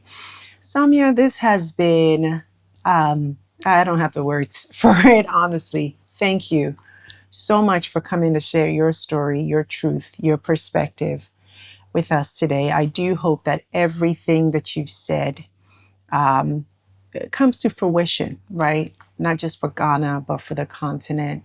And I do hope that the book that you're writing and the work that you're doing through the foundation. And by the way, how can people learn more about the foundation? Yes, soon we have our website. Yes, so it hasn't launched yet. You just got it. We haven't. So that's exciting. But I do hope that the work that you're doing, really, not that I hope, I know that it's going to advance your father's legacy in such a meaningful and impactful way for our continent. So please continue doing what you're doing. And before I let you go, can you just share with us, what was your father's, what was his favorite food? Oh, right. Yes, that I have in the book, of course. That I have in the book. So he loved abunubunu, the green soup. Oh, yes, really?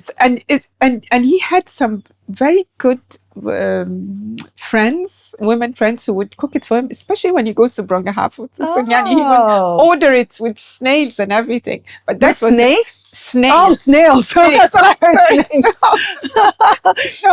What was he listening to? What was his favorite music? Oh, he loved high life. He was a good dancer. He loved. I mean, don't you see that twirl? I do. Yes, that's where my imagination that's our went. African spirit. Yes, he was a good dancer, and he loved. And back to food. I mean, he always ate with his hands. He ate our local food when we, when we had our private, when he ate with us, basically. Yes, so he was very big on that. But let me just say also before we go that I'm also grateful for what you are doing. Oh, thank you. Yes, very important, because these, independent channels, this African narrative, the subjects, the topics you pick, the way you approach them, we definitely need more people like you, because you are part of this reshaping our narratives, telling our stories from our perspectives, choosing what we want to talk about. That's part of the awakening. So the role of the media, of thinkers like you, people who are putting things across boldly, without any alignment, without any motive. You know, you are informing and raising awareness. It's very important in the Pan-African struggle, because that's our most important struggle today. Pan-Africanism actualized in our lifetime. So, thank you so much. And I'm glad that you mentioned during an interview that this was actually something that your father cared about, right?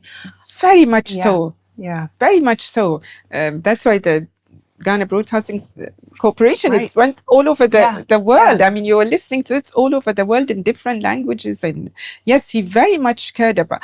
When I was talking about Sam Nkrumah, when the Namibian embassy here held its day to commemorate the anniversary of his passing, and we were saying that Kwame Nkrumah he even sent out material to all our embassies to educate the world about the plight of Africans living under settler colonialism and apartheid. So in today's world, it's like things going viral. News going viral. So he did it. He was very concerned, and it was very important for him to bring things out to the world, for people to know what's happening and communicating, connecting with each other. Samia, we have to have another conversation about this, because there's so much to, I think, discuss and dissect about your father and you and your mother and your entire family.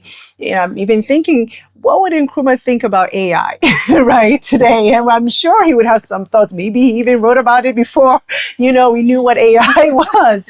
But please promise me that we can have another conversation, another sit down, and go even more deeper. Absolutely. I think this was such a great introduction. Thank you so much. And I really cannot wait to have another sit down with you and to continue Thank you very telling much, our Sandra. story.